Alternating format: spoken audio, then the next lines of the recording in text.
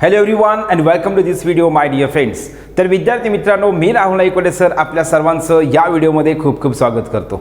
तर विद्यार्थी मित्रांनो, आपण आजच्या या व्हिडिओमध्ये MPSC परीक्षेसाठी अत्यंत महत्त्वाचा असणारा जो टॉपिक आहे तर तो टॉपिक आपण आजच्या या व्हिडिओमध्ये घेणार आहोत.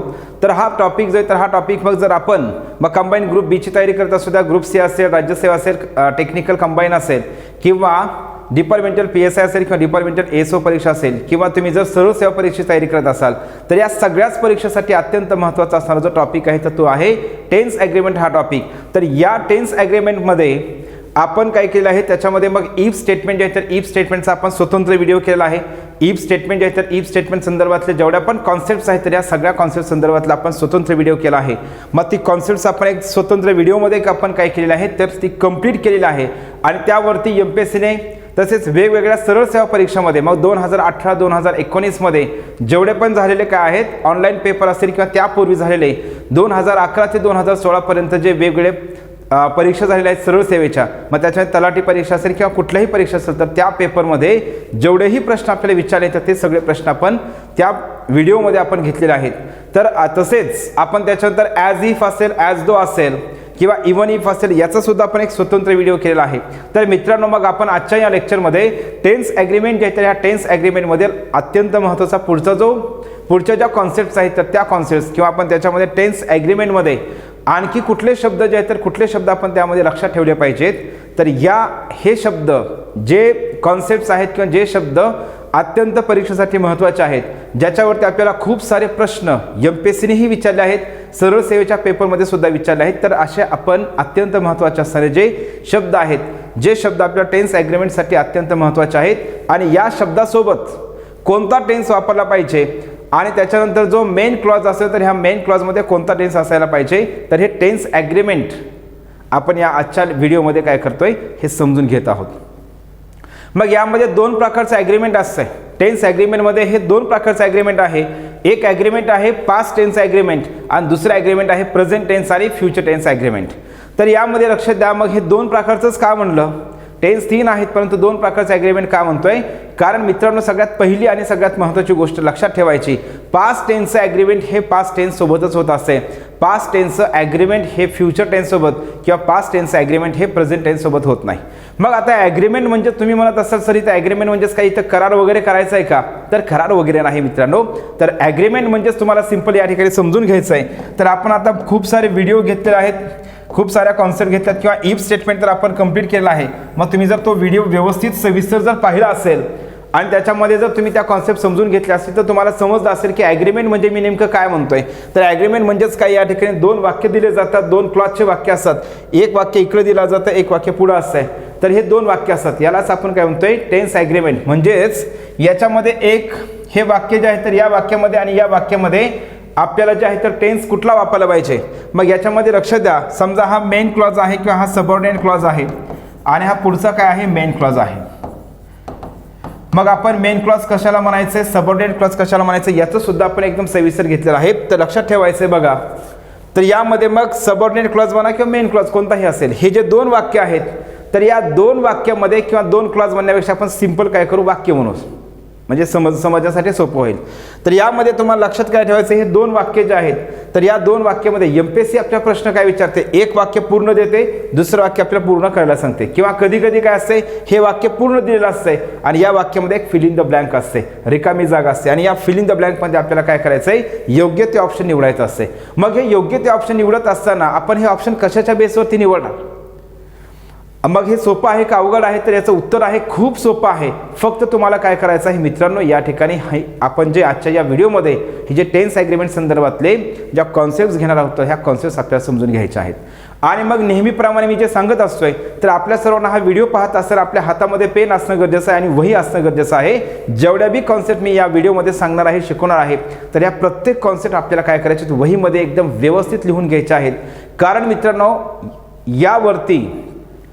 एमपीएससीने पुन्हा एकदा सांगते खूप सारे प्रश्न विचारले आहेत आणि मग आपल्या सर्वांना माहिती आहे आपला पॅटर्न जो आहे आपण काय करतो अगोदर ती कुठलीही कॉन्सेप्ट आपण एकदम व्यवस्थित समजून सांगतोय किंवा एकदम व्यवस्थित आपण ती शिकवतोय आणि ती कॉन्सेप्ट शिकवल्याच्यानंतर आपण लगेच काय करतोय की तुम्हाला नेमकं 100% आयडिया यावी म्हणण्यापेक्षा तुम्हाला तुमचा 100% एकदम परफेक्ट अभ्यास व्हावा यासाठी आपण काय करतोय तुमच्या त्या कॉन्सेप्ट 100% क्लिअर व्हाव्यात म्हणजे तुम्हाला एक अभ्यासाला एक दिशा भेटावी तुमचा कॉन्फिडन्स वाढला पाहिजे मार्गदर्शक जे आहे तर मार्गदर्शक पद्धतीने ती गोष्ट जी आहे तर ती गोष्ट आपल्याला झाली पाहिजे तर यासाठी मी काय करतोय ती कॉन्सेप्ट झाली कॉन्सेप्ट शिकवली की लगेच आपण त्याच्यावरती काय करतोय त्या कॉन्सेप्ट अगोदर शिकवल्याच्या नंतर आपण काय करतोय त्यावरती जेवढे पण आयोगाने तसेच वेगळ्या सरळ सेवा परीक्षेमध्ये जे प्रश्न विचारले तर ते सगळे प्रश्न आपण घेणार आहोत म्हणजे घेत असतोय आणि आजही आपण सेम तोच पॅटर्न आपण करणार आहोत तर यासाठी काय करायचं आपण प्रत्येकाने अगोदर हा काय करायचं याच्यामध्ये मी जे अगोदर सांगणार आहे तर ते व्यवस्थित लिहून घ्यायचं आहे आणि त्याच्यानंतर मग काय करायचं आहे मग तुम्ही ज्यावेळेस व्यवस्थित लिहून घेणार आहोत ज्यावेळेस आपण त्याच्यावरती प्रश्न घेणार आहोत मग ते प्रश्न तुम्ही सहज काय करू शकताय सोडू शकताय याची मी तुम्हाला खात्री देतोय आणि मित्रांनो अजूनही आपलं जे यूट्यूब चॅनल आहे तर या यूट्यूब चॅनल जर तुम्ही सबस्क्राईब केलं नसेल तर आपण सर्वांनी काय करायचं सबस्क्राईब करायचं आहे आणि जे नोटिफिकेशन बेल असते किंवा जे बेल आयकॉन आहे तर त्या बेल आयकॉनला आपण काय करायचं आहे क्लिक करायचं आहे टच करायचं आहे आणि जेणेकरून आपल्यापर्यंत हे अशा प्रकारचे जे युजफुल आणि इन्फॉर्मेटिव्ह जे व्हिडिओज आहेत तर हे व्हिडिओज आपल्यापर्यंत पोहोचतील तर यासाठी काय करायचं आपल्या चॅनल सबस्क्राईब करायचं आहे आणि आपण अशा प्रकारचे जे आपले मित्र आहेत जे मित्र आपले एमपीएससी असेल किंवा वेगळ्या परीक्षेची तयारी करतात तर त्यांना सुद्धा आपलं काय करायचं यूट्यूब चॅनल जे आहे ते यूट्यूब चॅनल सबस्क्राईब करायला रिकमेंड करायचं आहे तर चला मग आपण या ठिकाणी मित्रांनो यामध्ये आजच्या या व्हिडिओमध्ये आपण काय करतोय मी तुम्हाला सुरुवातीला सांगितलं दोन प्रकारचे ॲग्रीमेंट असते एक असते पास्ट टेन्स ॲग्रीमेंट आणि एक असते present tense future tense agreement मग यामध्ये काय लक्षात ठेवायचं इथं जर एका वाक्यामध्ये जर पास्ट टेन्स असेल तर पुढच्या वाक्यामध्ये सुद्धा काय असायला पाहिजे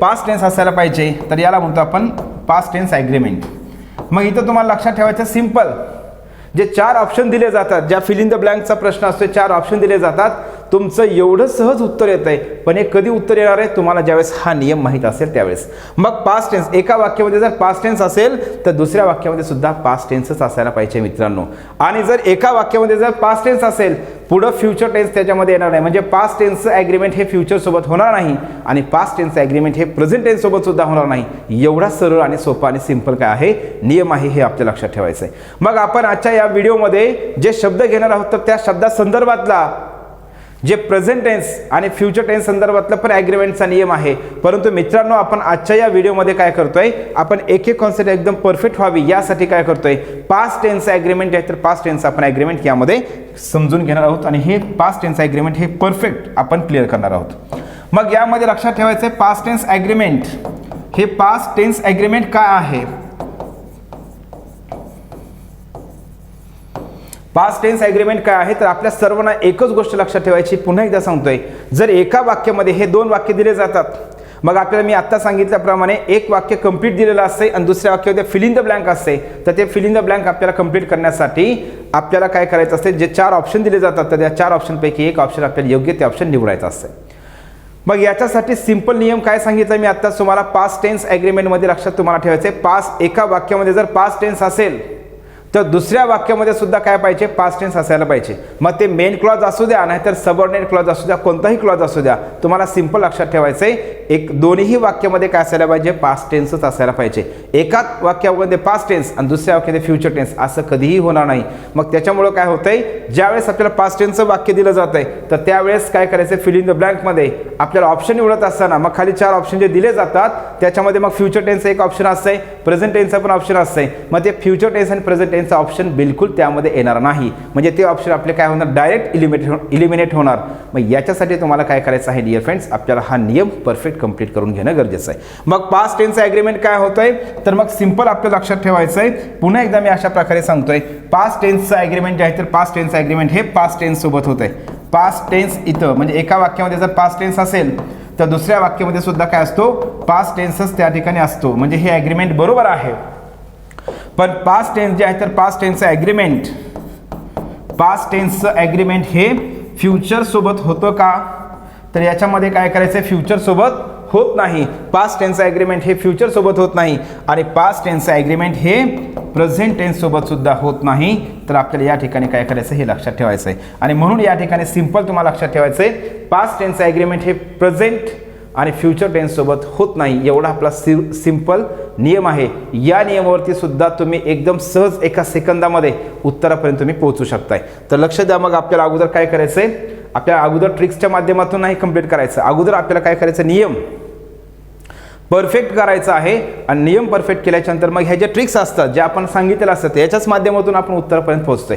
पण मी नेहमी प्रत्येक व्हिडिओमध्ये सांगत असतोय, तर मित्रांनो तुम्ही ज्या वेळेस ती कॉन्सेप्ट शिकत असतात, ज्यावेळेस ती कॉन्सेप्ट तुम्हाला काय करायची असते, कंप्लीट एकदम व्यवस्थित समजून घ्यायची असते, त्यावेळी काय करायचे, ट्रिक्सच्या माध्यमातून कंप्लीट करायचे नाही. अगोदर ती कॉन्सेप्ट जी आहे, त्या कॉन्सेप्ट एकदम परफेक्ट कंप्लीट करायची. आणि एकदा कॉन्सेप्ट ती कंप्लीट केली की मग त्याच्यामध्ये मग आपण ट्रिक्सच्या माध्यमातून आपण परीक्षेमध्ये प्रश्न सोडू शकतोय. असं मी का सांगतोय, कारण आपण जर काय असते लक्षात द्या, सध्या मी तुम्हाला ह्याच्यामध्ये सांगितलं, काही लोक जे आहेत तर याच्यामध्ये काय करत आहेत, मग एखादा फक्त ट्रिक सांगायचं आणि तेवढ्यावरतीच काय करायचे, त्याच्यावरती आधारित असले जे 2-4 प्रश्न असतात तर ते घेतात. मग अपवाद प्रश्नाचं काय, तर त्याच्यामुळे आपण काय करायचं आहे, अगोदर समजून घेत असताना, शिकत असताना काय करायचं, ते कंप्लीट करायचे आहे. आणि त्याच्यानंतर मग आपण निश्चितच ज्यावेळेस तुम्हाला ती कॉन्सेप्ट एकदम परफेक्ट समजते, मग त्याच्या ट्रिक्स पण एकदम सहज समजतात सुद्धा. आणि आपण सुद्धा काय करू शकतो, त्याच्या ट्रिक्स आपण क्रिएट करू शकतोय, डेव्हलप करू शकतोय. तर याच्यासाठी काय करायचं आहे, ज्यावेळेस आपण अभ्यास करतोय, स्टडी करतोय, त्यावेळेस अभ्यास करत असताना शॉर्टकटच्या मागं लागायचं नाही. हे सिंपल तुम्ही काय करायचं, लक्षात ठेवायचं आहे. कधी आपण म्हणतोय स्टडी करत असताना, आणि आपल्या सर्वांना माहीत आहे, मी शिकवत असताना एकदम कंप्लीट शिकवतोय, डिटेलमध्ये शिकवतोय, पण पेपरमध्ये म्हणजे आपण ज्यावेळेस प्रश्नांचं विश्लेषण घेत असतो त्यावेळी मात्र आपण त्याचे जे उत्तर आहेत ते उत्तर शॉर्टकटच्या माध्यमातून, ट्रिक्सच्या माध्यमातून, म्हणजे आपण जे शिकलेलो असतो ते जे समजून घेतल्याच्या नंतर आपण त्याच्या माध्यमातून कशा प्रकारे सोडवायचं ते पण कमी वेळेमध्ये हे आपण त्याच्यामध्ये घेतोय. हे आपण सर्वांनी अनुभवलेलं आहे. ठीक आहे. चला मग बघा, पास्ट टेन्स म्हणजे पास्ट टेन्स ॲग्रीमेंट हे कशासोबत होत आहे, पास्ट टेन्स सोबत होत आहे. मग आपल्याला असे कोणते शब्द आहेत, तर या शब्दाचं आपल्याला आज काय करायचं आहे, ॲग्रीमेंट जे आहे ते ॲग्रीमेंट हे समजून घ्यायचं आहे. तर यामध्ये बघा महत्त्वाचे शब्द जे आहेत, तर याच्यामध्ये पहिला शब्द आहे वेन आहे. आपण एकदम डिटेलमध्ये काय करतो, हे जे ॲग्रीमेंट आहे तर हे ॲग्रीमेंट आपण एकदम डिटेलमध्ये समजून घेणार आहोत, एकदम डिटेलमध्ये. मग वेन जे आहे तर वेन संदर्भातले बघा, लक्ष द्या, ॲग्रीमेंट किती आहेत, तर वेन संदर्भात तुम्हाला लक्षात ठेवायचं आहे, वेनचं ॲग्रीमेंट जे आहे तर वेन सोबतचे ॲग्रीमेंट हे 2 आहेत. किती आहेत, 2 आहेत. मी दोन्ही कंप्लीट करतोय. तसं या ठिकाणी मला सांगायचं आहे, आपण जे टेन्स टॉपिक घेतला, टेन्स या टॉपिकमध्ये मित्रांनो आपण सिंपल पास्ट टेन्स आणि पास्ट कंटिन्युअस जो घेतलेला आहे, तर या सिंपल पास्ट टेन्स आणि पास्ट टेन्समध्ये पास्ट कंटिन्युअस टेन्स किंवा पास्ट परफेक्ट टेन्स हे जे 3 टेन्स घेतले, तर ते टेन्स घेत असताना सुद्धा मी त्यावेळेस तुम्हाला काय केलं होतं, त्या ठिकाणी त्याचं जे आहे तर त्याच्यामध्ये वेन आणि व्हाईल जे आहे तर व्हाईल आपण त्यामध्येच कंप्लीट केलं होतं. तरी देखील आपण काय करतो, आता इथं स्वतंत्र टेन्स ॲग्रीमेंटमध्ये आपण ते ॲग्रीमेंट जे आहे तर त्याच्यामध्ये कोणता टेन्स वापरला पाहिजे तर ते आपण याच्यामध्ये क्लिअर करू. झालं हे वेनचं. त्याच्यानंतर नेक्स्ट आहे व्हाईल. काय वापरतोय आपण त्याच्यामध्ये, नेक्स्ट आहे कॉन्सेप्ट व्हाईल, WHILE व्हाईल. मग व्हाईलमध्ये सुद्धा परीक्षेमध्ये आपल्याला प्रश्न जे विचारले जातात फक्त व्हाईलच्या एकाच कॉन्सेप्टवरती विचारले जातात, परंतु त्याच्यामध्ये 2 कॉन्सेप्ट आहेत, तर त्या दोन्ही कॉन्सेप्ट मी या ठिकाणी सांगतोय. पण परीक्षेमध्ये आपल्याला प्रश्न हे एकावरतीच जास्तीत जास्त विचारले आहेत, म्हणण्यापेक्षा एकावरतीच विचारले आहेत. पण इंग्लिशमध्ये ही सुद्धा दुसरा प्रकार सुद्धा व्हाईलच्या स्ट्रक्चरचा किंवा व्हाईलच्या ॲग्रीमेंटचा, टेन्स ॲग्रीमेंटचा आहे. एवढं काय अवघड नाही, खूप सिंपल आहे, आपण हे समजून घेऊ. त्याच्यानंतर नेक्स्ट बघा, पुढं आहे, पुढं शब्द आहे बिफोर आहे. हा बिफोर एक शब्द आहे. त्याच्यानंतर नेक्स्ट आहे आफ्टर, हा एक शब्द आहे. बिफोर असेल, आफ्टर असेल.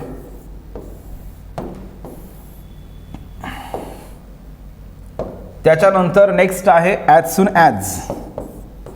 आता आपण हे ॲज सून ॲज जे आहे तर ॲज सून ॲज हे आपण एकदम डिटेलमध्ये पुढं काय करतोय मित्रांनो, ॲज सून ॲज जे आहे तर ॲज सून ॲज हे आपण पुढं डिटेलमध्ये घेणार आहोत. ॲज सून ॲजच्या वाक्याचं नो सूनर कसं करायचं आहे, हार्डली हार्ड कसं करायचं हे आपण पुढं ते वाक्यरचना घेणार आहोत. फक्त इथं आपण काय करतोय, टेन्स ॲग्रीमेंट म्हणजे काय, या शब्दांसोबत कोणता टेन्स असायला पाहिजे, आणि पुढचं जे हे मेन क्लॉजचं वाक्य असतंय तर या मेन क्लॉजच्या वाक्यामध्ये कोणता टेन्स असायला पाहिजे हे आपण आता आजच्या या व्हिडिओमध्ये व्यवस्थित कंप्लीट करणार आहोत. आणि याच्यावरती मी पुन्हा एकदा सांगतो, याच्यावरती सुद्धा आपल्याला खूप प्रश्न विचारले आहेत, तर ते सगळे प्रश्न आपण घेणार आहोत. त्याच्यानंतर नेक्स्ट बघा, यामध्ये हे झालं ॲज सून ॲजचं.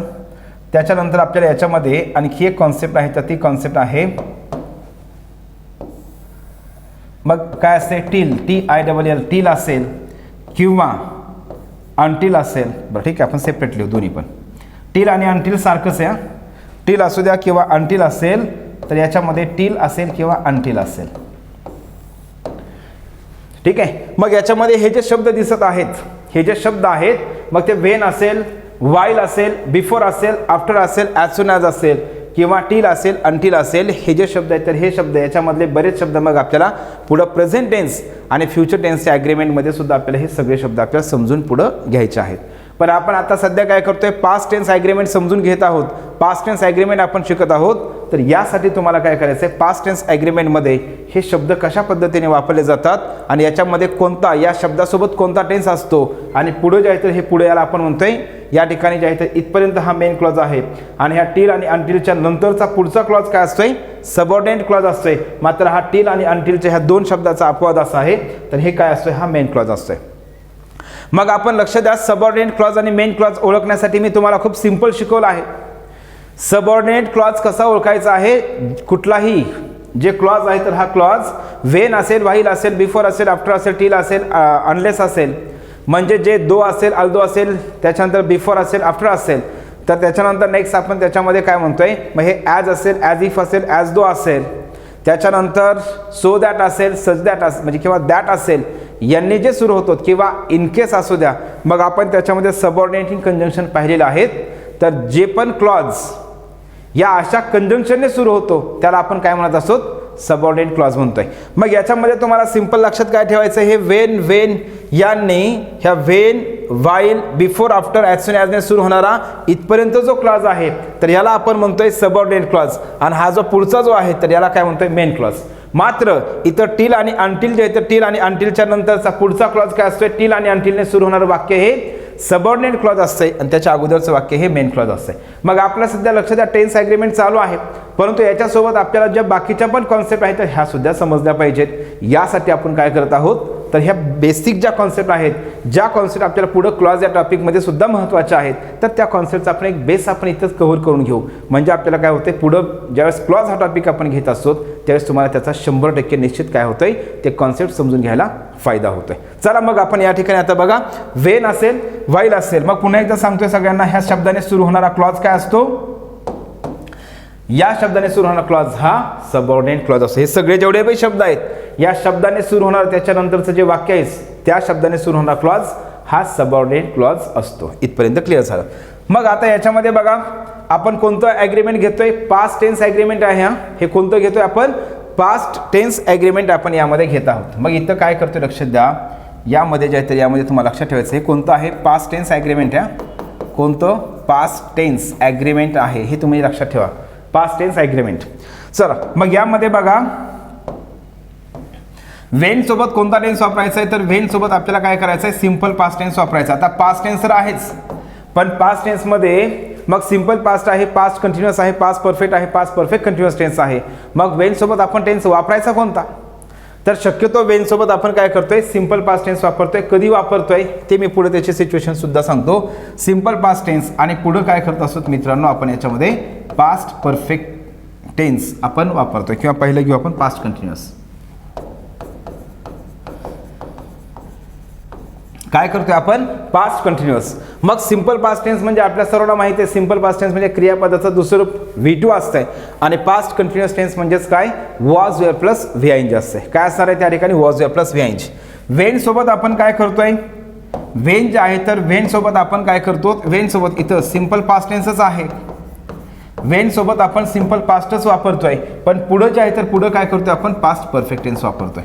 मग तुम्ही म्हणत असाल सर हे आता मात्र थोडंसं कन्फ्यूज होण्यासारखं आहे का, कारण त्यांनी जर व्हेनचं वाक्य पूर्ण दिलं असेल आणि पुढचं वाक्य जर आपल्याला फिल इन द ब्लँकसाठी दिलं असेल तर मग आपण त्याच्यापैकी कोणतं ऑप्शन निवडायचं आहे. मग अशा प्रकारे प्रश्न विचारले आहेत का, तर त्याचं उत्तर आहे हो, अशा स्वरूपाचं जास्तीत जास्त प्रश्न विचारले आहेत. पण मग मी तुम्हाला ह्या दोन्हीमधला फरक सांगतोय, लक्ष द्या. तर यामध्ये लक्षात ठेवायचं आहे, व्हेन सिंपल पास्ट टेन्स आणि पुढं पास्ट कंटिन्युअस टेन्स कधी वापरायचं आहे, तर खूप सिंपल कॉन्सेप्ट आहे. जेव्हा एक क्रिया झाली, जेव्हा एक क्रिया झाली तेव्हा दुसरी क्रिया चालू होती म्हणायचं आहे.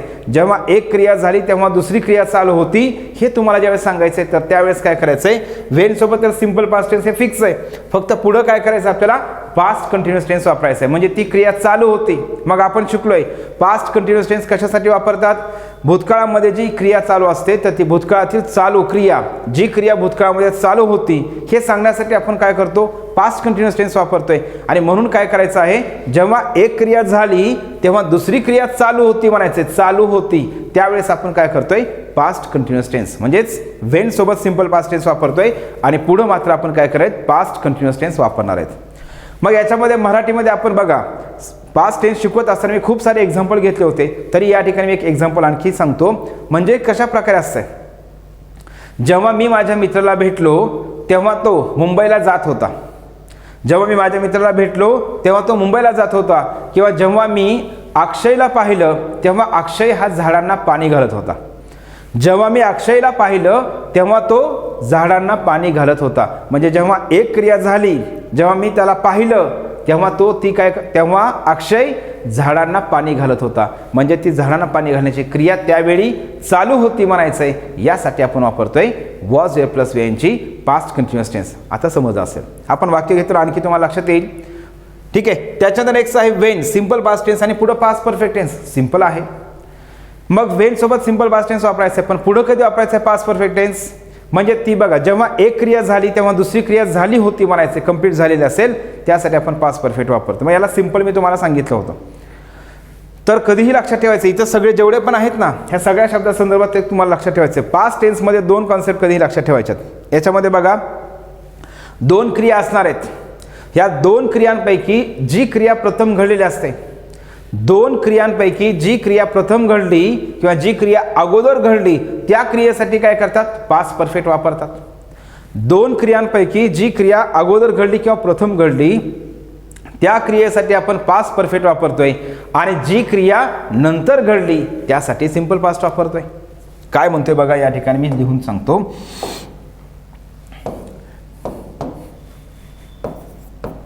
दोन क्रियांपैकी जी क्रिया प्रथम म्हणा किंवा अगोदर म्हणा, तुम्हाला जसं वाटतंय तसं. ठीक आहे. जी क्रिया प्रथम घडली किंवा जी क्रिया अगोदर घडली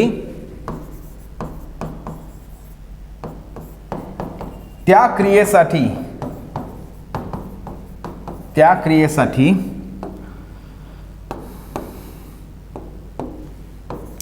पास्ट परफेक्ट वापरतात. त्या क्रियेसाठी काय करतात, पास्ट परफेक्ट वापरतात, पास्ट परफेक्ट टेन्स वापरतात, पास्ट परफेक्ट टेन्स वापरतात.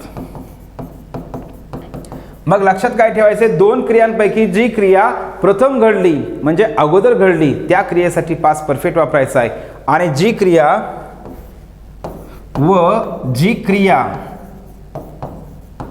नंतर घडली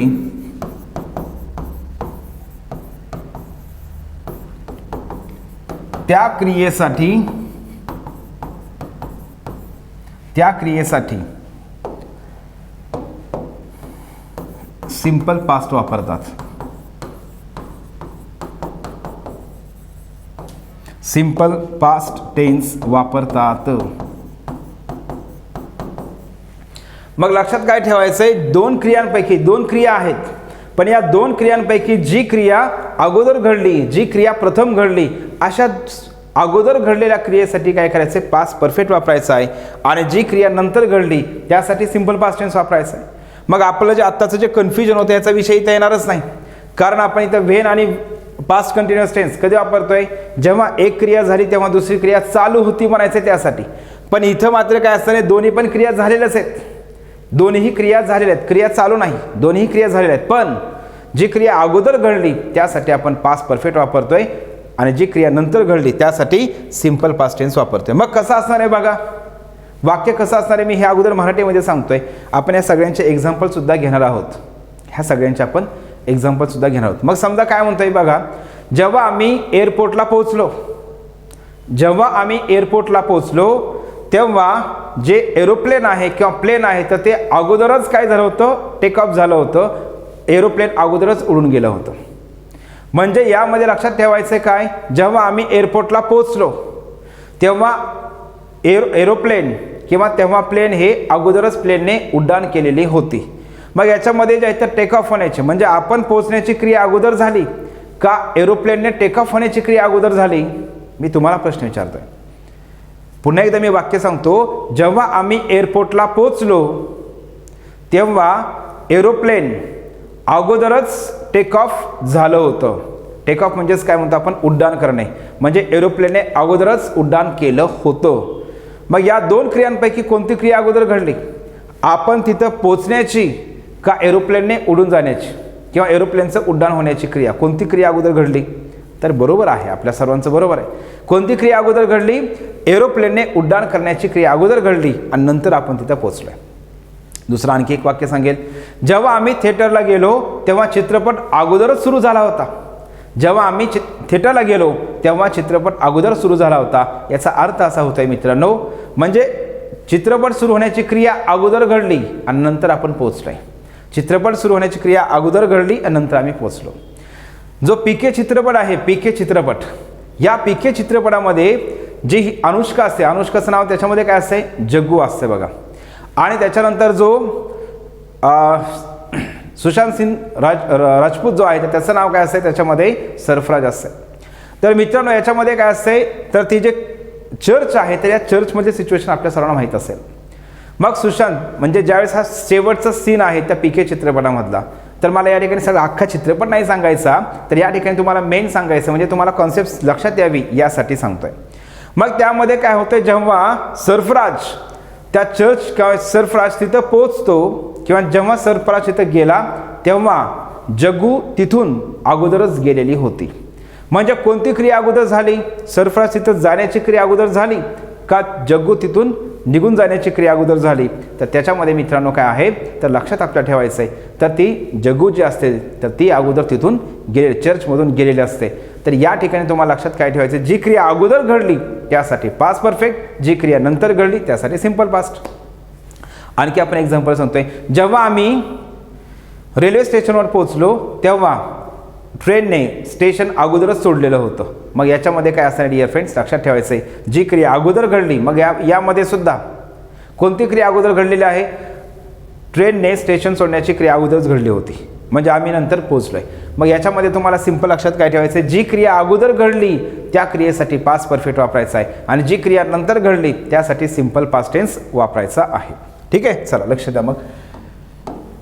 मग यामध्ये काय करायचं, याच्यामध्ये कन्फ्युजनचा विषय नाही, कारण वेन सोबत सिंपल पास्ट टेन्स वापरतोय पण पुढे काय करतोय पास्ट कंटिन्युअस. कधी वापरतोय पास्ट कंटिन्युअस, जेव्हा ती क्रिया चालू होती म्हणायचं यासाठी. आणि इथं लक्ष द्या, वेन सोबत सिंपल पास्ट टेन्स पण पुढे काय करायचं पास्ट परफेक्ट टेन्स, ती क्रिया ऑलरेडी कंप्लीट झालेली असते. वाईल सोबत कधीही लक्षात ठेवायचं, वाईल सोबत आपण काय करतो, वाईल सोबत जे आहे तर वाईल सोबत आपण पास्ट कंटिन्युअस टेन्स वापरतोय. काय वापरतोय, वाईल सोबत पास्ट कंटिन्युअस टेन्स वापरतात आणि पुढे मात्र आपण काय करतो सिंपल पास्ट टेन्स वापरतोय. मग आपण जसं मराठीमध्ये दोन प्रकारे वाक्य बोलतो, जेव्हा मी त्याला पाहिलं तेव्हा तो झाडांना पाणी घालत होता आणि ज्यावेळी तो झाडांना पाणी घालत होता तेव्हा मी त्याला पाहिलं. मग तुम्हाला काय लक्षात ठेवायचं, इथं लक्ष द्या, मराठी तुम्हाला जास्त करायची गरज नाही. त्या ठिकाणी बऱ्यापैकी म्हणजे 99.99% जेवढे पण प्रश्न आपल्याला विचारले तर त्या सगळ्या प्रश्नांचा फक्त तुम्हाला ह्या शब्दासोबत कोणता टेन्स वापरला जातोय याच्यावरती तुमचं उत्तर येत आहे. मी फक्त तुम्हाला एक्सप्लेन करून सांगतोय मराठीमध्ये.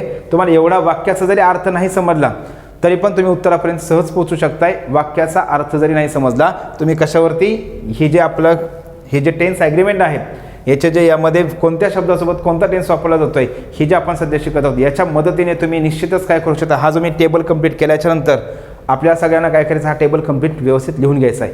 या टेबलच्या माध्यमातून तुम्ही कितीही कसल्याही प्रकारचा प्रश्न असू द्या तर तुम्ही ते सोडू शकताय. पण मी तुम्हाला त्या ठिकाणी काय सांगितलं 99.99%. म्हणून मी तुम्हाला काय करतोय 0.1 पण तुमचं राहिलं नाही पाहिजे म्हणून मी या ठिकाणी तुम्हाला काय करतोय पूर्ण एक्सप्लेन करतोय. मग या ट्रिक्स आणि शॉर्टकटमध्ये काय असते लक्षात द्या. फक्त हे असं असलं की ते करायचं, हे आलं की ते असतंय, परंतु बाकीचं काय, मग परीक्षेमध्ये कधी कधी काय करतात हे आपल्याला वेगळ्या प्रकारचा प्रश्न विचारतात, त्याचं काय करायचं. मग तोही प्रश्न आपला राहिला नाही पाहिजे, तोही प्रश्न आपला चुकला नाही पाहिजे. यासाठी मी अगोदर तुम्हाला ह्या प्रत्येकामध्ये फरक काय आहे त्याच्यामध्ये डिफरन्स काय आहे, ते कुठलं स्ट्रक्चर कधी वापरायचं आहे हे आपण समजून घेणं गरजेचं आहे. म्हणून मी तुम्हाला काय सांगितलं, आपण आता सध्या शिकत आहोत, त्याच्यामुळे शिकत असताना शॉर्टकट मारायचा नाही. शिकत असताना आपण काय करायचं, ते कॉन्सेप्ट कंप्लीट करायची आणि त्याच्यानंतर मग पेपरमध्ये आपण बघू ना, मग पेपरमध्ये काय करायचं आहे, फक्त एवढ्यावरती भागत असेल तर कशाला अर्थ लावत बसायचे, अर्थ लावायची गरज नाही. आणि मी पुन्हा एकदा सांगतोय तुम्हाला, याला 99.99% वाक्याचा अर्थ लावायची गरज पडत नाही. तुम्ही यामध्ये फक्त आणि फक्त हे शब्द बघून तुम्ही त्या ठिकाणी टेन्स ॲग्रीमेंट या बरोबर ज्या आहे त्या टेन्स ॲग्रीमेंट म्हणजे याच्यामध्ये ह्या शब्दासमोर कुठला टेन्स वापरला जातोय एवढ्या फक्त कॉन्सेप्टच्या बेसवरती तुम्ही काय करू शकता, प्रश्न तुम्ही कमी वेळेमध्ये एकदम काही सेकंदामध्येच प्रश्नाचं उत्तर तुम्ही ते पण बरोबर उत्तर तुम्ही निवडू शकताय. चला मग पुढे बघा. मग व्हाईल सोबत पास्ट कंटिन्युअस टेन्स वापरायचा आहे आणि पुढे मेन क्लॉजमध्ये काय करायचं, सिंपल पास्ट टेन्स वापरायचा आहे. ज्यावेळी एक क्रिया चालू होती त्यावेळी दुसरी क्रिया झाली. म्हणजे कसं असणार आहे, ज्यावेळी मी हॉरर चित्रपट पाहत होतो त्यावेळी कोणीतरी दरवाजावर खटखट केलं. ज्यावेळी मी हॉरर चित्रपट पाहत होतो त्यावेळी कोणीतरी दरवाजावर खटखट केलं, दरवाजावर वाजवलं.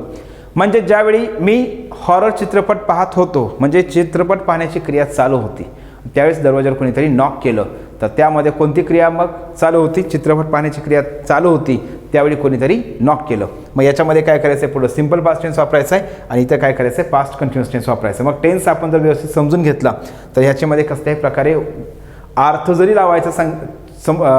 लावायचा त्या ठिकाणी जर विचार केला आपण तरी पण आपण अर्थाचा जरी म्हणजे अर्थ जरी लावायचा विचार जर केला तरी सुद्धा आपण तशा प्रकारचे प्रश्नसुद्धा आपण सोडवू शकतोय.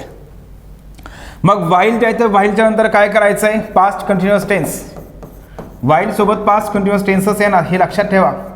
आणि पुढं मात्र काय येणार आहे, पुढं आपण पास्ट कंटिन्युअस टेन्स पण वापरू शकतो दोन्हीकडे पण हे कधी म्हणतोय मी, लक्ष द्या. मग मी तुम्हाला या ठिकाणी सांगितलं होतं याच्यामधलं फक्त एकच स्ट्रक्चर जास्तीत जास्त वापरलं जात आहे. हे स्ट्रक्चर जे आहे तर हे स्ट्रक्चर, हे सेकंड स्ट्रक्चर जे आहे तर हे सेकंड स्ट्रक्चर जास्त वापरलं जात नाही म्हणण्यापेक्षा याच्यावरती प्रश्नच विचारले नाहीत. पण हे एक स्ट्रक्चर आहे. कसं वापरतात, ज्यावेळी एक क्रिया चालू होती त्यावेळी दुसरी बी क्रिया चालू होती. म्हणजे उदाहरण कसं असणार आहे, ज्यावेळी मी टी व्ही पाहत होतो त्यावेळी माझा भाऊ अभ्यास करत होता. ज्यावेळी श्याम चेस खेळत म्हणजे ऑनलाईन चेस खेळत होता त्यावेळी त्याचे वडील न्यूजपेपर वाचत होते. ज्यावेळी श्याम चेस खेळत होता त्यावेळी त्याचे वडील न्यूजपेपर वाचत होते. म्हणजे दोन्ही पण क्रिया चालू होत्या. यासाठी आपण काय करतोय, दोन्हीकडे पण पास्ट कंटिन्युअस टेन्स वापरतोय. पण आपल्याला सगळ्यात मेन काय आहे, व्हाईल सोबत पास्ट कंटिन्युअस वापरायचं आहे. व्हाईल सोबत काय करायचं आहे, पास्ट कंटिन्युअस टेन्स वापरायचं आहे. मी पुन्हा एकदा सांगतोय, हे जे स्ट्रक्चर आहे तर या स्ट्रक्चरवरती आपल्याला परीक्षेमध्ये प्रश्न विचारलेले नाहीत, परंतु माहीत असायला पाहिजे आणि कॉन्सेप्ट खूप सोपी आहे तर त्याच्यामुळे हे लक्षात येते आपल्याला, काय अडचण येणार नाही. नेक्स्ट आहे बिफोर. बिफोर सोबत काय करायचं आहे, बिफोर सोबत कधीही लक्षात ठेवायचं आहे, बिफोर सोबत आपण सिंपल पास्ट टेन्स वापरतो. काय वापरतोय, बिफोर सोबत आपण सिंपल पास्ट टेन्स वापरतोय. आणि पुढे जे असेल तर पुढे काय केलं जातंय, पास्ट परफेक्ट टेन्स असतोय.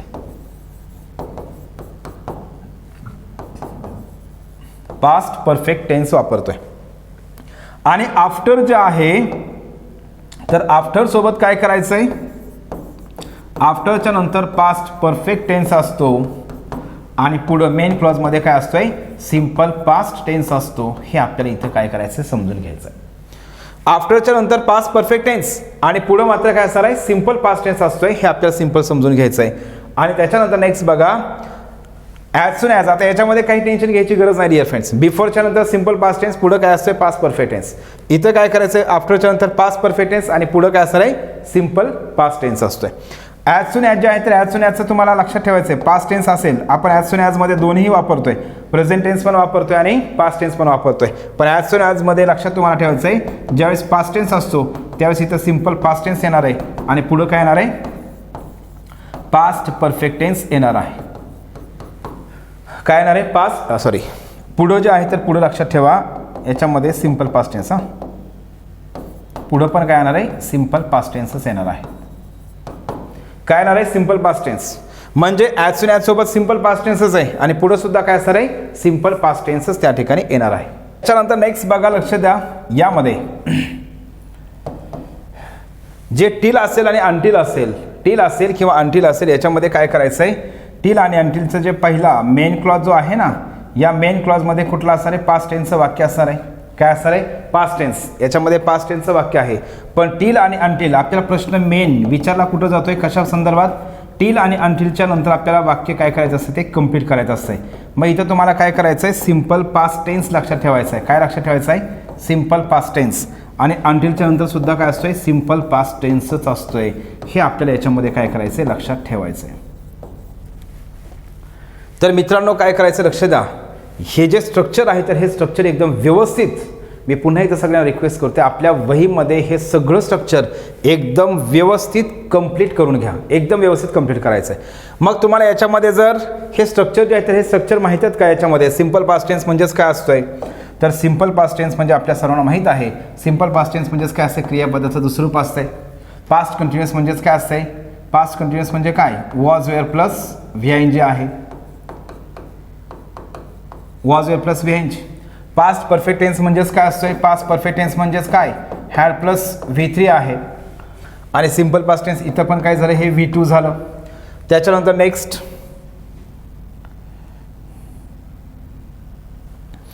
चला ठीक आहे, ह्या टेबल तर आपण सर्वांनी काय करायचं आहे, कंप्लीट करायचं आहे, व्यवस्थित लिहून घ्यायचं आहे. मी जर थोडंसं याला लहान करतो साईज, आणि त्याच्यानंतर काय करतो आहे, त्याच्या पुढं लिहिण्याचा प्रयत्न करतो, म्हणजे तुम्हाला या ठिकाणी समजेल. मग तसं तर आपल्या सर्वांचे टेन्स हा टॉपिक आपण ऑलरेडी क्लिअर केला आहे, तरी पण या ठिकाणी काय करतो मी लिहितोय. तर बघा, सिम्पल पास्ट टेन्स V2 असणार आहे, पुढं पास्ट कंटिन्युअस टेन्स. इथं काय असणार आहे, पास्ट कंटिन्युअस टेन्स म्हणजेच काय, आता इथं येत आहे वॉज वेअर प्लस व्हीआयएनजी असते. आणि इथं पुढं सिम्पल पास्ट टेन्स म्हणजेच काय, V2 असणार आहे. पास्ट कंटिन्युअस टेन्स म्हणजेच काय, was were plus V I N G. Was were plus V I N G वापरतोय. त्याच्यानंतर सिम्पल पास्ट टेन्स म्हणजे पुन्हा एकदा लक्ष द्या, बिफोर सोबत आपण V2 वापरतोय, आणि पुढं काय करतोय, हॅड प्लस V3 वापरतोय, हे लक्षात ठेवायचं आहे. आफ्टरच्या नंतर इथं काय करायचं आहे, हॅड प्लस V3 असणार आहे, म्हणजे पास्ट परफेक्ट टेन्स आहे. आणि पुढं काय असतंय, सिम्पल पास्ट टेन्स म्हणजे V2 असतंय. त्याच्यानंतर ॲज सून ॲजमध्ये सिम्पल पास्ट टेन्स म्हणजे काय करायचं, इथं V2, इथं पण V2च आहे. आणि याच्यानंतर इथं पास्ट टेन्स, आणि पुढं काय करायचं आहे, इथं पण V2 आणि इथं पण V2. तर हे तुम्हाला काय करायचं, याच्यामध्ये लक्षात व्यवस्थित ठेवायचं आहे.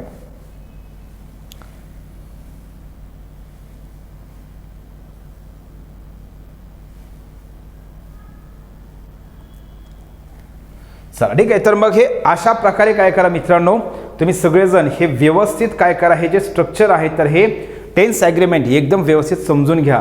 जर तुम्ही हे समजून व्यवस्थित घेतलं तर निश्चितच तुम्हाला त्याचे उत्तरं जे आहेत, तर आपण जे पण प्रश्न आपण पुढे घेणार आहोत तर या सगळ्या प्रश्नाचे उत्तर तुम्ही सहज एकदा प्रश्न बघितला की खूप कमी वेळेमध्ये तुम्ही उत्तरं देऊ शकताय. ठीक आहे, इथपर्यंत झालं.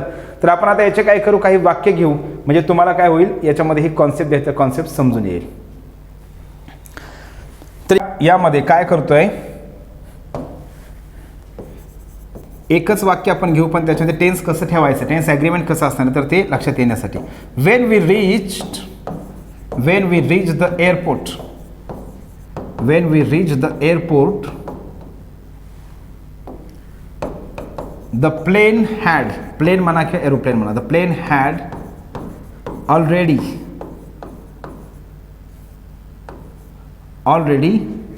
The plane had already taken of.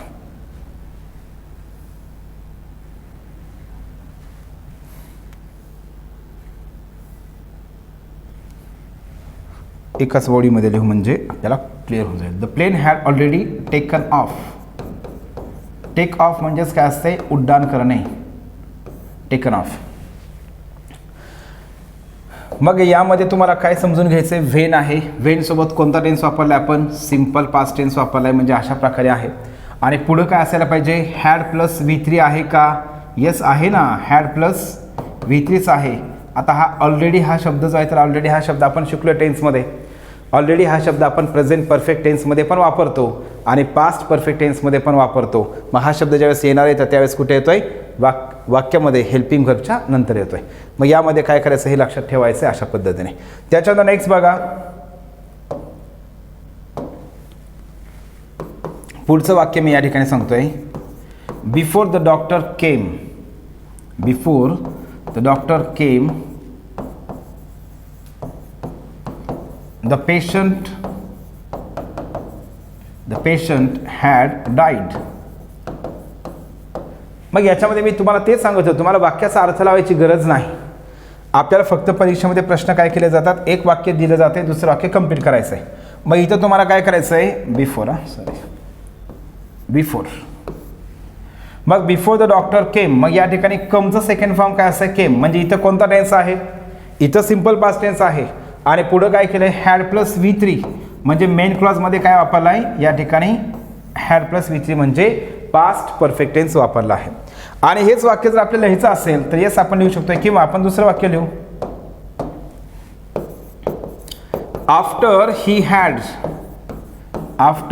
Had learned Spanish, after he had learned Spanish, he went to Spain. ठीक आहे. मग लक्ष द्या, after he had learn Spanish he went to Spain.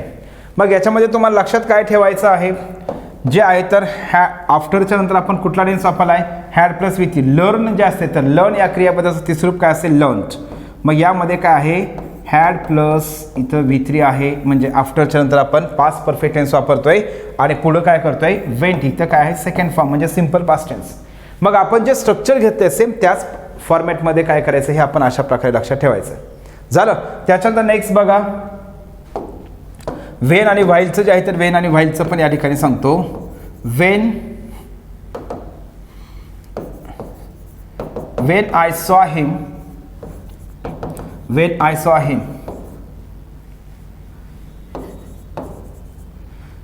he was reading a book. म्हणजे काय, जेव्हा मी त्याला पाहिलं तेव्हा तो पुस्तक वाचत होता. मग यामध्ये तुम्हाला लक्षात ठेवायचं आहे, सॉ हे काय झालं, क्रियापदाचं दुसरं रूप आहे. वेन सोबत आपण सिम्पल पास्ट टेन्स वापरतोय. पुढं काय वापरलंय, वॉज प्लस वेंच. मग तुम्हाला प्रश्न कशा प्रकारे विचारला जातो, हे वाक्य कंप्लीट देतात आणि पुढचं वाक्य कंप्लीट करायचं असतं, किंवा कधी कधी हे वाक्य पूर्ण दिलं असतंय, या ठिकाणी हे जे सॉ लिहिलंय तर त्या ठिकाणी फिल इन द ब्लँक असते. मग त्यामध्ये आपल्याला योग्य ते ऑप्शन निवडायचं असतं. आणि हेच वाक्य मग या ठिकाणी बघा, व्हाईलचं जर आपल्याला लिहायचं असेल तर व्हाईलचं आपण काय लिहितोय, while Shreya was watering the plants, I met her. मग याच्यामध्ये काय आहे, व्हाईल आहे. व्हाईल सोबत आपण काय केलंय, वॉज प्लस VING म्हणजे पास्ट कंटिन्युअस टेन्स वापरलाय. आणि पुढं काय आहे, मेट आहे, म्हणजे तिथं काय आहे, क्रियापदाचं दुसरं रूप आहे. तर हे अशा पद्धतीने मित्रांनो लक्षात काय करायचं आपल्याला ठेवायचं आहे, हे वेन आणि फाईल. आणि वेनचे वाक्य जे आहे तर वेन सोबत आपण पास्ट परफेक्ट टेन्स पण वापरतोय. वेन सोबत आपण पास्ट परफेक्ट वापरतोय, हे आपण अगोदर घेतलं ना. इथं या ठिकाणी काय आहे, वेन सोबत वेन जे आहे तर वेन सोबत म्हणजे पास्ट परफेक्ट म्हणजेच वेनच्या मेन क्लॉजमध्ये वेन सोबत आपण सिम्पल पास्ट टेन्स वापरतोय. इथं मग V2 आहे, पुढं हॅड प्लस V3. तर हे तुम्हाला अशा पद्धतीने काय करायचं हे लक्षात ठेवायचं आहे. आणि दुसरी गोष्ट महत्त्वाची लक्ष द्या, आपण हे जेवढे पण शब्द घेतले आहेत हे टील आणि अनटिल सोडून ना, हे वर सगळे शब्द, मग हे वेन असेल, व्हाईल असेल, बिफोर असेल, आफ्टर असेल, ॲज सून ॲज असेल. मग आपल्या सर्वांना माहीत आहे, जसं आपण इफ स्टेटमेंट जे आहे ना, इफ स्टेटमेंट लिहिण्याच्या मी 3 पद्धती तुम्हाला शिकवल्यात. इफ स्टेटमेंट लिहिण्याच्या 3 पद्धती शिकवल्या आहेत. तर त्या 3 पद्धती आपण इफ स्टेटमेंट हे 3 प्रकारे कसं लिहितोय याचा मी एक स्वतंत्र व्हिडिओ केलेला आहे. तर तो व्हिडिओ तुम्हाला माहीत नसेल इफ स्टेटमेंट कशा प्रकारे तीन प्रकारे लिहिलं जातं आहे, तर तो व्हिडिओ पहा. कारण आपल्याला MPSCने तशाही 3 प्रकारे कसं लिहितोय आपण इफ स्टेटमेंट हे माहीत असणं गरजेचं आहे. कारण तशा पद्धतीने आपल्याला MPSCने प्रश्न विचारलेला आहे. तर मग इफ स्टेटमेंट आपण किती प्रकारे लिहितोय, 3 प्रकारे लिहितोय हे आपण शिकलोय. सेम त्याच पद्धतीने काय करायचं तुम्हाला, हे जे सगळे शब्द आहेत हे शब्द आपण जसे वाक्याच्या सुरुवातीला वापरतोय इथं, तसे हे शब्द आपण काय करू शकतोय, वाक्याच्या मध्ये पण वापरू शकतोय. म्हणजे काय, हा वेन, व्हाईल ह्या सगळ्या शब्दाने सुरू होणारा हा सबऑर्डिनेट क्लॉज आहे. मग सबऑर्डिनेट क्लॉज हा आपण वाक्याच्या सुरुवातीलाही घेऊ शकतोय. आणि नंतर म्हणजे त्याच्यानंतर आपण काय केलंय, सबऑर्डिनेट क्लॉज सुरुवातीला घेतला, मेन क्लॉज नंतर घेतला. मग हे वाक्य लिहिण्याची आणखी दुसरी पद्धत काय, हे वाक्य 2 प्रकारे लिहिता येतंय. मग वेन आपण वाक्याच्या सुरुवातीलाही घेऊ शकतोय आणि वाक्याच्या मध्येही घेऊ शकतोय, म्हणजे दोन्ही प्रकारे लिहिलं जात आहे. मग हे वेन आणि व्हाईल हे सगळे शब्द सुरुवातीला येऊ द्या नाहीतर वाक्याच्या मध्ये येऊ द्या, यांच्यासोबत टेन्स जो आहे तर तो टेन्स त्यांच्यासोबत तोच राहणार आहे.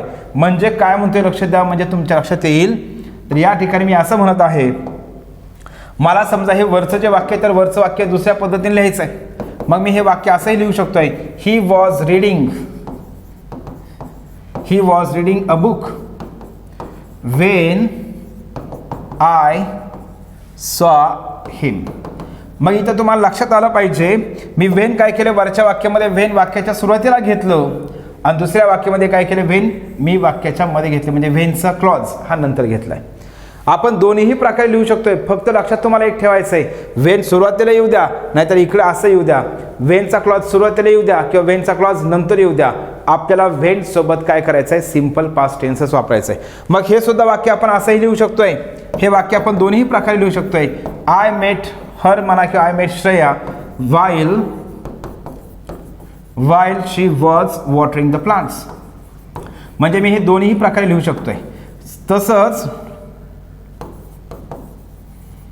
मग सेम बिफोरचं वाक्य असू द्या किंवा आफ्टरचं वाक्य असू द्या, ते सुद्धा वाक्य आपण काय करू शकतोय, दोन्ही प्रकारे लिहू शकतोय. मग यामध्ये तुम्हाला काय करायचं हे लक्षात ठेवायचं, हे बिफोर आणि आफ्टरचे वाक्य, बिफोर आणि आफ्टरचे जे वाक्य आहेत तर यामध्ये तुम्हाला काय करायचं डिअर फ्रेंड्स, यस हे जे वाक्य आहेत हे सगळे वाक्य सुद्धा आपण काय करतोय, दोन्ही प्रकारे लिहू शकतोय. म्हणजे बिफोरचं वाक्य जे आहे तर ते आपण नंतर पण काय करू शकतो, बिफोरचा क्लॉज घेऊ शकतोय, म्हणजे बिफोर हा शब्द आपण वाक्याच्या मध्ये पण वापरू शकतोय. मग हे कसं लिहू शकतोय आपण ह्या वाक्याला बघा, the patient had died, D-I-E-D, died. The patient had died. Sorry, before लिहायचं ना आपल्याला, before the doctor came. मग तुम्ही अशाही पद्धतीने लिहू शकता, दोन्ही प्रकारे, हे असं असू द्या किंवा तसं असू द्या. म्हणजे मला सांगण्याचा उद्देश हा आहे, वाक्य एमपीएससीने कसंही देऊ द्या, ते बिफोर वाक्याच्या सुरुवातीला येऊ द्या नाहीतर हे वाक्याच्या मध्ये येऊ द्या, त्यासोबत टेन्स तोच राहणार आहे. काय असणार आहे, त्यासोबत टेन्स तोच राहणार आहे. मग आपण आता जो टेबल आपण घेतलेला आहे, मग त्याच्यामध्ये वेन असेल, व्हाईल असेल, बिफोर असेल, आफ्टर असेल, टिल असेल, अंटिल असेल, ॲज सून ॲज असेल, या सगळ्या शब्दासंदर्भात आपण हा जो नियम आहे तर हा नियम घेतलेला आहे. मग या सगळ्या शब्दासंदर्भातलं जे टेन्स ॲग्रीमेंट आहे ते टेन्स ॲग्रीमेंट आपण या ठिकाणी घेतलेला आहे. तर मी पुन्हा एकदा काय करतो या ठिकाणी सांगत आहे, जो आपला गोल्डन नियम आहे तर तो गोल्डन नियम कधीच विसरायचा नाही. मग कुठला नियम आहे, पास्ट टेन्स जो आहे तर या पास्ट टेन्समध्ये जे आहे तर पास्ट टेन्स ॲग्रीमेंट हे पास्ट टेन्स सोबतच होणार आहे. पास्ट टेन्स ॲग्रीमेंट हे प्रेझेंट टेन्स सोबत आणि फ्युचर टेन्स सोबत अजिबात होत नाही. पास्ट टेन्स ॲग्रीमेंट हे प्रेझेंट टेन्स सोबत आणि फ्युचर टेन्स सोबत होत नाही. मी पुन्हा एकदा काय करतो या ठिकाणी सांगतोय, तर या ठिकाणी लक्ष द्या, दोन वाक्य दिले आहेत, तर एका वाक्यामध्ये जर पास्ट टेन्स असेल तर दुसऱ्या वाक्यामध्ये सुद्धा पास्ट टेन्सच असतोय. हे मी तुम्हाला वारंवार डबल का सांगतोय, कारण याच्यामध्ये मित्रांनो मी जे आहे तर मी काय केलं, जेवढे पण एमपीएससीचे असतील किंवा सर्व सेवेचे प्रश्न असतील यावरती जे विचार येतात हे सगळे प्रश्न जे आहेत तर या सगळे प्रश्न अगोदर सगळे ज्या प्रश्न आहेत हे सगळे प्रश्न पाहिलेले आहेत, तर त्याचा एक व्यवस्थित अभ्यास केलेला आहे आणि म्हणून मी तुम्हाला सांगतोय की हा नियम गोल्डन नियम आहे.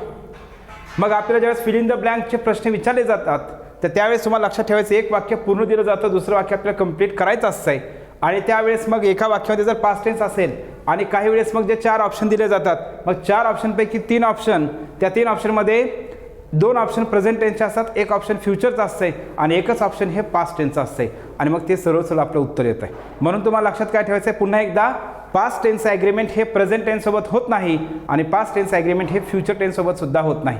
म्हणजे एका वाक्यामध्ये पास्ट टेन्स आहेत तर इथं तुम्ही प्रेझेंट टेन्स वापरू शकत नाहीत आणि फ्युचर टेन्स वापरू शकत नाहीत. अशा प्रकारचं तुम्ही लक्षात ठेवायचं आहे. आणि मित्रांनो आणखी एक गोष्ट लक्षात ठेवायची आहे, जेवढे पण आपण आता नियम घेतले तर ते सगळे नियम जसे मी तुम्हाला सांगितलं 99.99% आपले जे आहेत हे सगळे जे प्रश्न आहेत तर हे प्रश्न आपले कव्हर करतात.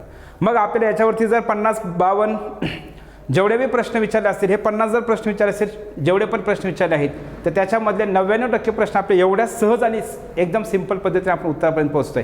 पण काही वेळेस काय करायचं, मग वाक्याचं आपल्याला जे आहे तर वाक्याचं जे मिनिंग आहे तर या मिनिंगचा आणि त्या सिच्युएशनचा विचार करून आपल्या उत्तरापर्यंत पोहोचायचं असतं.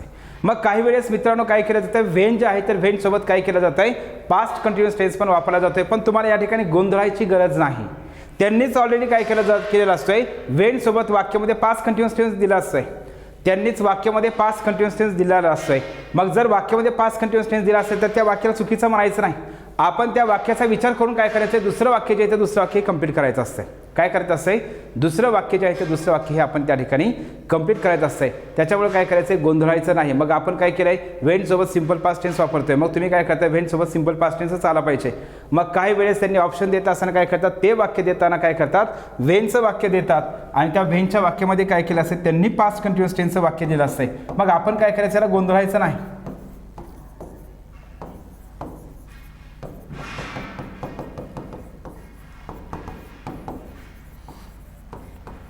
काय आहे बघा, when he was sitting in the room.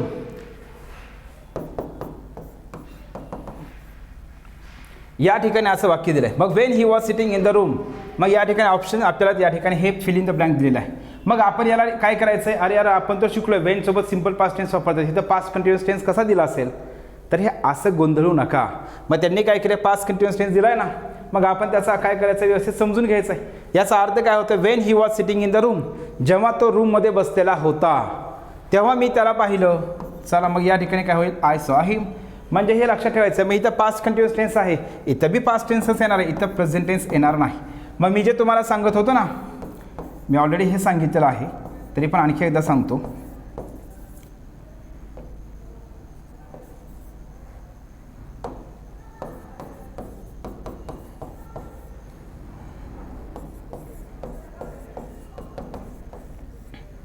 तर आपल्याला काय करतात, MPSC बघा अशा प्रकारचे कधी कधी ऑप्शन देते. मग इथं काय असते, वॉज वेअर प्लस व्हेंज, इथं आपल्याला ही फिल इन द ब्लँक दिलेलं असते आणि या फिल इन द ब्लँकमध्ये काय करायचं, आपल्याला ऑप्शन निवडायचं. मग मी गोल्डन नियम जो म्हणतोय, तर गोल्डन नियम काय आहे, कोणता नियम आहे गोल्डन नियम, इथं पुढं काय पास्ट कंटिन्युअस टेन्स आहे. मग आपल्याला काय करायचं आहे, ऑप्शन निवडायचं आहे. मग ऑप्शन जर निवडायचं असेल तर इथं पण कोणता असायला पाहिजे, पास्टच ऑप्शन असायला पाहिजे ना. कोणता असायला पाहिजे, पास्ट टेन्स. मग स्वा काय आहे, स्वा हे क्रियापदाचं सेकंड फॉर्म आहे. कोणत्या क्रियापदाचा, सी या क्रियापदाचा, सी सॉ सीन. हे V3 झालं, सॉरी हे हे V2 आहे आणि हे V1 आहे, बरोबर. म्हणजे या ठिकाणी हा सिंपल पास्ट टेन्स आहे, पास्ट टेन्स झालं. हे सी हे V1 आहे, म्हणजेच या ठिकाणी हा कोणता टेन्स झाला, हा प्रेझेंट टेन्स आहे. हा कोणता टेन्स आहे, प्रेझेंट टेन्स झाला ना. हा कोणता टेन्स झाला, प्रेझेंट. शाल प्लस V1 कोणता टेन्स आहे, फ्युचर टेन्स आहे. त्याच्यामध्ये पण कोणता, सिंपल फ्युचर आहे. म्हणजे या ठिकाणी हे येणार नाही. आणि डायरेक्ट मी तुम्हाला तर हे सांगितलं, नेहमी काय लक्षात ठेवायचं आहे, काय लक्षात ठेवायचं आहे, ज्या वेळेस वाक्यामध्ये जे आहे तर ज्या वेळेस वाक्यामध्ये काय करायचं लक्षात ठेवायचं तुम्हाला, VING दिलेला असेल आणि ते VING जर वाक्यामध्ये मुख्य क्रियापद म्हणून जर वापरायचं असेल तर त्याच्यासोबत हेल्पिंग व्हर्ब असायला पाहिजे. विदाऊट हेल्पिंग व्हर्ब आपण मेन व्हर्ब हेल्पिंग व्हर्ब शिवाय VING जे आहे तर VING हे मुख्य क्रियापद म्हणून आपण वाक्यात कधीही यूज करू शकत नाहीत. तर हे उत्तर या ठिकाणी हे पण चुकीचं होतं आहे. मग आपलं सरळ उत्तर यायला आहे ना, उत्तर कोणतं यायला आहे, सॉ. अशा पद्धतीने आपला काय करतो, हा गोल्डन नियम जो आहे तर हा लक्षात ठेवायचा आहे. पास्ट टेन्स जर असेल तर पुढं पण काय पाहिजे, पास्ट टेन्स असायला पाहिजे, हे लक्षात ठेवायचं आहे. पास्ट टेन्स ॲग्रीमेंट हे पास्ट टेन्ससोबत आपण करत असतोय आणि म्हणून याचं उत्तर काय येतं, हे येतं आहे. क्लिअर सगळ्यांचं. मग इथं तुम्ही कशाला उगाच टेन्शन घेता, सर इथं तुम्ही तर शिकलो आपण शिकलोय किंवा तुम्ही शिकवलेलं आहे, तर वेनसोबत सिंपल पास्ट टेन्स वापरतात, इथं तर वॉज प्लस वेन जी दिले, देऊ द्या ना, काय हरकत आहे. मग आपल्याला लक्ष द्या, मी पुन्हा एकदा सांगतोय, ज्या वेळेस आपण काय करतो, MPSC असू द्या किंवा कुठलीही परीक्षा देत असतोय, तर ही परीक्षा देत असताना आपण एक गोष्ट कधी लक्षात ठेवायची. मग आपण सगळे नियम शिकलोय, सगळं आपलं झालंय, परंतु MPSC म्हणजे पेपर देत असताना काय करायचं असेल, मग काही वेळेस असे प्रश्न असतात, तर त्या प्रश्नाला काय करायचं, आपण हे बाकीच्या नियमाचं लागू करायचं नाहीत. दिलेले जे प्रश्न आहेत आणि त्या प्रश्नामध्ये दिलेले जे ऑप्शन आहेत, तर अवेलेबल उपलब्ध ऑप्शन जे आहेत, तर उपलब्ध ऑप्शनचा विचार करून आपण उत्तरापर्यंत पोहोचायचं असतं. आपण उत्तरापर्यंत पोहोचायचं आहे. नाहीतर मग तुम्ही जर तटस्थ राहिलात, अरे वेनसोबत सिंपल पास्ट टेन्स आम्ही शिकलोय, वेनसोबत सिंपल पास्ट टेन्सच असते, कितीतरी मी पण प्रश्न पाहिलेले आहेत तर त्याच्यासोबत सिंपल पास्ट टेन्सच होता, मग मी हा प्रश्न सोडवणारच नाही. तर मित्रांनो असं चालत नाही. तर आपल्याला काय करायचं आहे, उपलब्ध जे ऑप्शन आहेत तर या उपलब्ध ऑप्शनचा विचार करून त्यामधलं कोणतं ऑप्शन त्या ठिकाणी बरोबर येते त्याचा विचार करायचा आहे. क्लिअर इथपर्यंत. तर मग हे अशा पद्धतीने काय करा, हे तुम्ही व्हेनचं पण लक्षात ठेवा. आणि त्याच्यानंतर आणखी काय केलं जातं, व्हेनचं वाक्य दिलं जातं आहे आणि त्याच्यामध्ये व्हेनचं वाक्य दिलं जातं. आणखी एक गोष्ट आपल्याला ह्याच्यामध्ये लक्षात ठेवायची, ती म्हणजेच काय, काही वेळेस काय करतात, मेन क्लॉजमध्ये यूज टू देतात. यूज टू जे आहे तर यूज टू ही कॉन्सेप्ट तुम्हाला लक्षात ठेवायची. यूज टू ही कॉन्सेप्ट कशी वापरतोय, तर यूज टू जे आहे तर आपण यूज टू हे कशामध्ये घेतलेलं आहे, मोडल ऑब्जेक्ट व्हर्बमध्ये घेतलेलं आहे. यूज टू कधी वापरायचं असते, यूज टू जे आहे तर यूज टू हे पास्ट डिसकंटिन्यूड हॅबिट जे असतात, तर या पास्ट डिसकंटिन्यूड हॅबिट या सांगण्यासाठी व्यक्त करण्यासाठी आपण काय करतो, जे यूज टू आहे तर यूज टू हे वापरत असतोय. म्हणजे भूतकाळामध्ये एखादा व्यक्ती एखादी क्रिया करायचा हे सांगण्यासाठी आपण यूज टू वापरतोय. कसं असणार आहे मग एक्झाम्पल बघा, Wien I was in Mumbai किंवा वेन आय वॉज स्टुडंट, जेव्हा मी विद्यार्थी होतो तेव्हा मी लायब्ररीला वारंवार भेट द्यायचो. When I was a student I use to visit library frequently. किंवा वेन आय वॉज 10 किंवा when I was in Mumbai, when I was in Mumbai I use to wake up early, जेव्हा मी मुंबईमध्ये होतो तेव्हा मी लवकर उठायचो.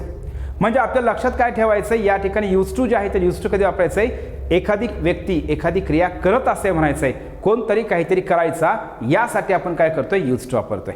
म्हणजे एखादा व्यक्ती एखादी क्रिया भूतकाळामध्ये करत असे पण आता ती करत नाही म्हणायचं, त्यासाठी यूज टू वापरतोय. मग आपण म्हणतोच ना, आम्ही शाळेमध्ये असताना आम्ही इंग्रजीचं लेक्चर काय करायचो, बुडवायचो, बंक करायचो, आणि त्याच्यामुळे तर आपला हा प्रॉब्लेम झालेला आहे. मग we use to bunk the lecture of English. मग या ठिकाणी काय असतं आहे, तर या ठिकाणी आम्ही इंग्लिशचं लेक्चर बंक करायचो, बुडवायचो म्हणायचं आहे. तर त्यासाठी आपण डिअर फ्रेंड्स काय करतोय, या ठिकाणी यूज टू वापरतो. म्हणजे एखादा व्यक्ती एखादी क्रिया करत असे म्हणायचं आहे, यासाठी आपण वापरतोय यूज टू. किंवा आपल्याला असं म्हणायचं आहे, आम्ही दररोज स्विमिंगला जायचो, we use to go for swimming. किंवा we use to swim every day, आम्ही दररोज स्विम करायचो किंवा आम्ही दररोज पोहायचो. म्हणजे ही क्रिया जी आहे तर ही क्रिया होत असे, यासाठी आपण काय करतोय, यूज टू वापरतोय. मग अशा पद्धतीने जरी यूज टू आलं तर त्याला घाबरू नका, टेन्शन घेऊ नका. मग हे अशा पद्धतीने आपल्याला काय करायचं आहे, काही वेळेस काय करायचं आहे, वाक्य जे आहे तर वाक्याच्या अर्थाचा विचार करून आपल्या उत्तरापर्यंत पोहोचायचं आहे. मात्र मग याच्यामध्ये आपण जेवढे आत्तापर्यंत घेतलेले आहे तर याच्या माध्यमातून, या सगळ्या रूलच्या माध्यमातून आपण काय करतोय, 99.9% आपण प्रश्न जे आहेत सगळे सरळ सरळ सोडू शकतोय. मग 0.1चा तर आपण विचार करायचा आहे. आणि आपला पॅटर्न हाच आहे. आपण काय करतोय मित्रांनो, प्रश्न पण घेत असताना फक्त काही ट्रिक्स जे असतात, सोप्या सोप्या ट्रिक्सवरती आधारित जेवढे पण प्रश्न असतात ते तेवढेच मी प्रश्न कधी घेत नाही. सगळे जेवढे बी प्रश्न आहेत मग ते सरळ पण उत्तर येणारे असू द्या किंवा त्याच्यानंतर अपवाद नियमावरती जरी प्रश्न विचारले असतील तर ते सगळे आपण घेत असतोय. कारण मी नेहमी हेच सांगत आहे, आपण सध्या अभ्यास करत आहोत, आपण सध्या तयारी करत आहोत. मग आपण सध्या तयारी करत असताना तयारी आपण काय केली पाहिजे, 100% तयारी केली पाहिजे. मग मी पुन्हा ते सांगेल, अभ्यास करत असताना, तयारी करत असताना मित्रांनो, शॉर्टकटच्या मागे पळू नका. Don't run after the shortcuts to get success while studying or while doing study. तर ज्यावेळेस तुम्ही अभ्यास करत असतात त्यावेळेस अभ्यास करत असताना शॉर्टकटच्या मागं पळू नका. आपण काय करायचं, अभ्यास करताना सगळा म्हणजे सगळा डिटेलमध्ये 100% अभ्यास करायचा आहे. आणि पेपरमध्ये तर मग तुम्हाला माहिती आहे आपला पॅटर्न काय आहे. पेपरमध्ये तर मी अगोदर तुम्हाला सांगतोयच ना, पेपरमध्ये प्रश्न सोडवताना आपण एलिमिनेशन मेथडचा आधार घेतोयच ना. परंतु आपण अभ्यास करत असताना काय करायचं आहे, अभ्यास मात्र आपण 100% परफेक्ट करायचा आहे. याचा अर्थ मी तुम्हाला इंग्लिश तुमचं एकदम काय म्हणू आपण त्याला, जे आहे तर इंग्लिश हे डिफिकल्ट करतोय असं अजिबात नाही डिअर फ्रेंड्स. कारण जे वास्तव आहे तर ते वास्तव आहे. कारण जे सत्य असतंय तर ते काय असतं, लक्ष द्या, म्हणजे म्हणतो आपण ते कटू आहे पण सत्य आहे. तर यासाठी काय करायचं आहे मित्रांनो, आपल्याला ही गोष्ट जी आहे तर ही गोष्ट आपण मान्य केली पाहिजे. आणि आपल्याला 100% परीक्षेमध्ये जे मार्क्स मिळाले पाहिजेत यासाठी आपल्याला काय करायचं आहे, आपण अशा प्रकारे तयारी केली पाहिजे. आणि सध्याच्या स्पर्धा परीक्षेचा जर विचार केला तर आपल्या ह्या स्पर्धा परीक्षेमध्ये जर आपल्याला काय करायचं आहे, जर हजारो लाखो म्हणण्यापेक्षा आपल्या लिस्टमध्ये जर यायचं असेल तर निश्चित तुम्हाला मित्रांनो मग 100% अभ्यास करणं गरजेचं आहे. हे जाऊ द्या, हेच देतो सोडून, मग एवढंच मी वाचतो, असं करून तुम्ही लिस्टमध्ये तुमचं नाव येणार नाही, असं करून तुम्ही यशस्वी होणार नाहीत. तर यासाठी तुम्हाला काय करायचं, 100% कुठलीही कॉन्सेप्ट असेल तर ती समजून घ्यायची. बघा 99.99% हे तर मी आता सांगितल्याप्रमाणे सोपं आहे. फक्त 0.1साठी तुम्ही उगाच टेन्शन काय घेताय. मग 0.1साठी काय करायचं, आपण जरा जास्त सराव करायचा, तशा प्रकारचे वाक्य जरा थोडं बारकाईने पाहायचे. मग आपण काय करतोय, मग हा जो व्हिडिओ आहे तर या व्हिडिओमध्ये आपण हे सगळ्या गोष्टी आपण डिटेलमध्ये घेतलेल्या आहेत. तर व्हेन असेल, व्हाईल असेल, बिफोर असेल, आफ्टर असेल, टिल असेल, अंटिल असेल, हे सगळं घेतलेलं आहे. तर मग आपण काय करतोय मित्रांनो, या पास्ट टेन्स ॲग्रीमेंटवरती जेवढे पण MPSCने आणि वेगवेगळ्या सरळ सेवा परीक्षेमध्ये प्रश्न विचारले आहेत तर ते सगळे प्रश्न आपण काय करतो, या प्रश्नांचा आपण सविस्तर व्हिडिओ करतोय. तर त्या व्हिडिओमध्ये आपण काय करतो, हे सगळे प्रश्न जे आहेत हे सगळे प्रश्न आपण 100% सगळ्या प्रश्नांचं व्यवस्थित ॲनालिसिस करणार आहोत. आणि मग या सर्व प्रश्नांचं ज्यावेळेस तुम्ही ॲनालिसिसचा व्हिडिओ पाहणार आहात तर त्यावेळेस तुम्हाला 100% लक्षात येईल की नेमकं ह्या सगळ्या कॉन्सेप्टच्या माध्यमातून आपण कशा प्रकारे उत्तरापर्यंत सहज आणि कमी वेळेमध्ये पोहोचू शकतोय.